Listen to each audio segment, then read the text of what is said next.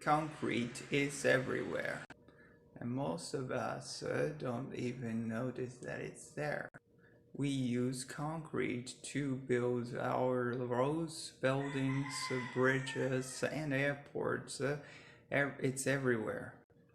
The only resource that is used more than concrete is water.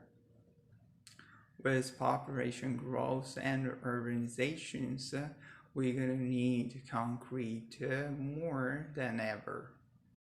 But there is a problem.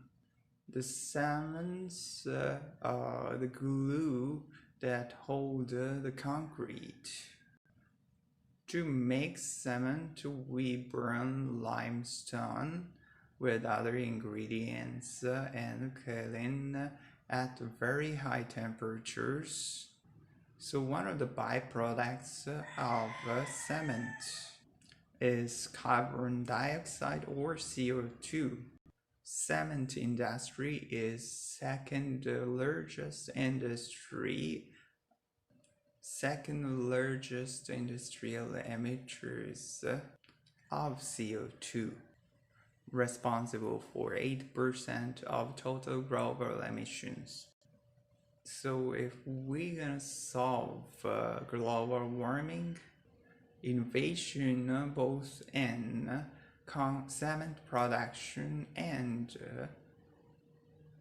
carbon utilization is absolutely necessary. To make concrete, we mix cement with sand, stone, and other ingredients, throw in a bunch of water, and we wait for it to harden or cure. For precast products like pavers and blocks, we might shoot steam in the curing chambers, trying to accelerate the curing process.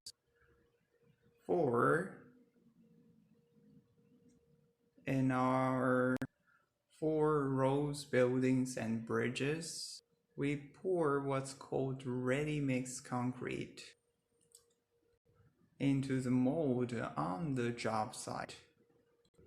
Then we wait for it to cure. Now, for over the 50 years, scientists believe that if we cure concrete with CO2 instead of water, it would be more durable. But they are hamstrung by potent cement chemistries. You see that it likes to react with both CO2 and water, but those conflicting chemistry just don't make a very good concrete. So we came up with new cement chemistry. We use the same equipment, raw materials, but we use less limestone and we fire in kaolin at a lower temperature, resulting in up to 30% reduction with CO2 emissions. Our cement doesn't react with water.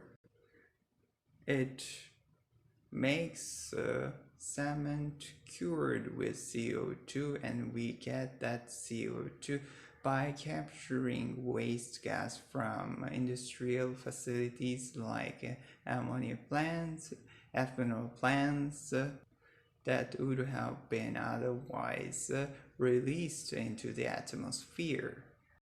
During curing, the chemical reaction with cement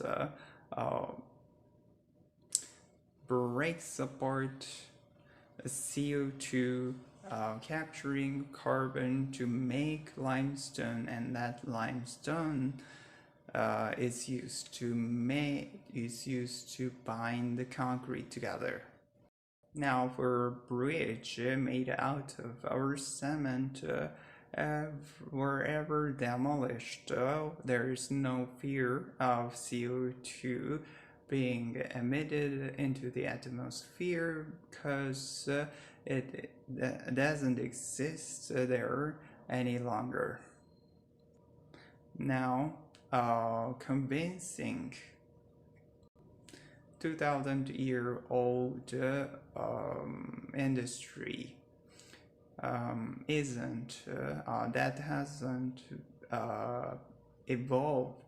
hasn't been evolved much over the last 200 years. It's not easy, but there are lots of new and existing industry players that are attacking the challenge. So our strategy is to ease the adaptations by seeking solutions that go beyond just sustainability. We use the same processes, raw materials, equipment, but it cures the concrete. Our cement cures the concrete but our cement makes the concrete cured with CO2 stronger, more durable, lighter in colors, and it cures in 24 hours instead of 28 days. Our technology for ready-mix is in testing and infrastructure applications, and we have pushed our research even further to develop a cement that may become our carbon sink. That means that we will consume more CO2 than is emitted during the concrete cement production.